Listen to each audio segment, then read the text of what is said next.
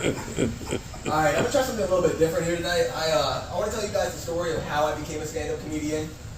When I was 22, I took an impromptu trip to Costa Rica.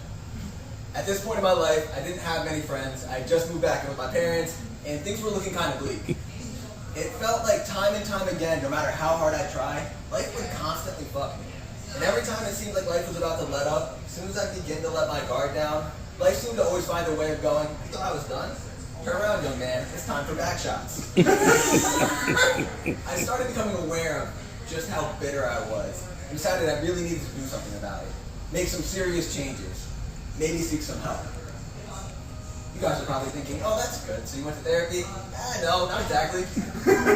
I bought a big bag of weed, some mushrooms, and a plane ticket to Costa Rica.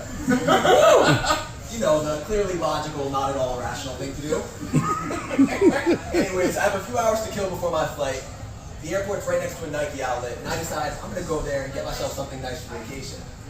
It's here that it begins to feel like my luck is taking a turn, because at this outlet, I find a pair of shoes I had been unsuccessful in finding for years. These all-white Nike trainers that were my absolute favorite, and had gotten robbed along with the rest of my house about 6 years prior. You see, my mom works in affordable housing, and every so often when someone's application would get rejected, she would, from the grace of her heart, open our home to them and offer them a room. Translation, every so often we lived with a crackhead for a few months, until they inevitably robbed and pawned all our shit. Anyways, I find these shoes, I'm excited, I'm like, I'm gonna wear these all vacation. I just know I have a good trip waiting ahead. My first day there is fairly calm. I walk around San Jose a little bit, I go to the local museum, I go out to dinner, and then I'm back to my hostel for the night. At night, for the life of me, I can't fall asleep, so I decide I'm gonna be productive, smoke some weed, write a synopsis for this TV show me and my brother have been working on. I may have smoked a little bit too much, because this takes me all the way till about 5 a.m. to finish. Upon finishing, I roll myself a celebratory joint, I ate some mushrooms, and I head out to go get a cup of coffee. As I walk, a man approaches me and asks, "¿Tienes papeles? Do you have any papers?" And I had some right in the side pouch of my bag, so I grab, I hand him a few, and I try to be on my way. But the man then begins walking with me, asking, "¿Tú necesito monte? Do you need weed?" And right as I tried to answer and tell him no, I hear the sound of 3 shutter steps behind me and an arm simultaneously shoot around my neck. Still semi-oblivious to what exactly was happening, I look to the man I had just given the papers to, almost to say, like, "Yo, come help me." The man comes over and begins ripping my phone from my hand, and that's when it clicks. Oh, the paper thing was a setup. I'm being mugged.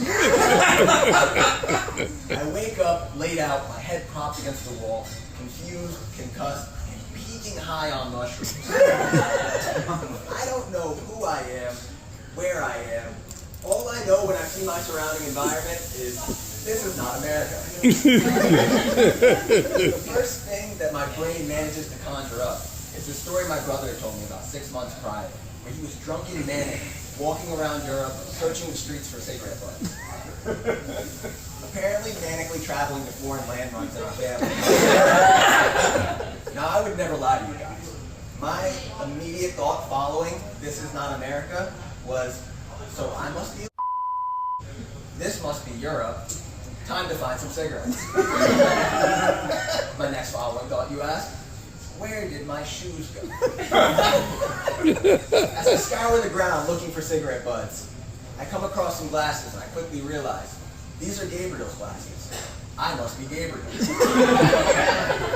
This is also about where I realized that Gabriel's bag with Gabriel's passport is missing, and Gabriel is kind of fucked. So I began searching for my hostel. I passed by a nightclub that it almost felt like it was to solely mock me, playing the song "Today Was a Good Day" by Ice Cube. There was one thing I was certain of in that moment, that today was in fact not a good day. It was while I passed this nightclub that I'd meet 2 of the most unconventional guardian angels of all time. Both introduced themselves to me. The first going, "My name is Randall, I'm a good person, I have a wife, I have 2 kids, but I love cocaine." Problem. The next goes, "Yo soy Ariel, I'm that person. I rob, I you. But I don't hurt you. From here, I, along with the help of my new friends, Good and Evil, began searching for my hospital. As we walked, I quickly learned that Ariel was an escaped convict who had broken out of prison 2 days prior. To make matters worse, as we walked, Ariel continuously smoked crack from a one-hit. Like a white girl with a baby. Each time he did so, he'd forgotten who I was. And because Ariel didn't speak any English, it was then up to Randall every time this happened to catch him up to speed. After repeating this occurrence a good 7 to 10 times, Randall tells me he doesn't need anything from me, that he just wants to help, but that Ariel, on the other hand, was going to need something in exchange in order to keep protecting me. Don't worry, I did not have to blow Ariel. That's not where this is going. Basically, Ariel told Randall to tell me that he was tired, that he needed me to buy them cocaine because he needed a pick-me. And to this request, I couldn't help but become irritated, and I responded by saying, in case the no shoes wasn't a clear enough indicator, I no longer have shit. And as far as the pick-me thing goes, he is literally smoking crack. Yeah, so Ariel left. Hours upon hours pass, and Randall and I are having no luck finding my hostel. Nobody will let me use their phone, and no police officers will help me out, because at this point, I am indistinguishable from the average homeless Costa Rican man. Which, fair. For each hour that passes, Randall's energy and demeanor shifted darker and darker. And the more and more he told me he's a good person, the more and more I couldn't help but feel, hey, I don't think this guy is a good person. Things come to a head around 3 p.m. and Randall begins to say every 10 minutes I owe him 10,000 cologne, that he needs cocaine, and he begins to tightly keep a hold of the back of my shirt. A moment comes where Randall lets his guard down, and I realize I'm just going to have to make a run for it. I take off, head down, and I run as hard and as fast as I possibly can. Still barefoot and too fear-stricken to look back and see if Randall had actually followed. By some odd fate, by the time I stopped and looked back up again, I stood back in front of my hostel.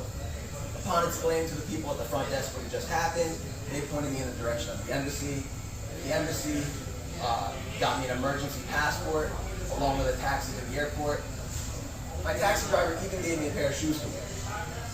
As I sat at the airport bar awaiting my flight, restless black eyes, bloody crow's nest of hair, size 12 men's dress shoes. The bartender comes over and jokes with me, hey, gotta be careful around these Costa Rican women, my man.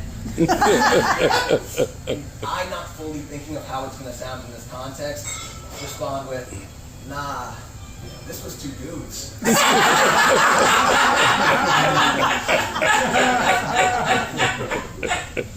After a very long and awkward pause, the bartender asked, nah, but for real, man, what happened? I took a deep breath, I looked him in the eyes, and I said, when I was 22, I took an impromptu trip to Costa Rica. Thank you, guys.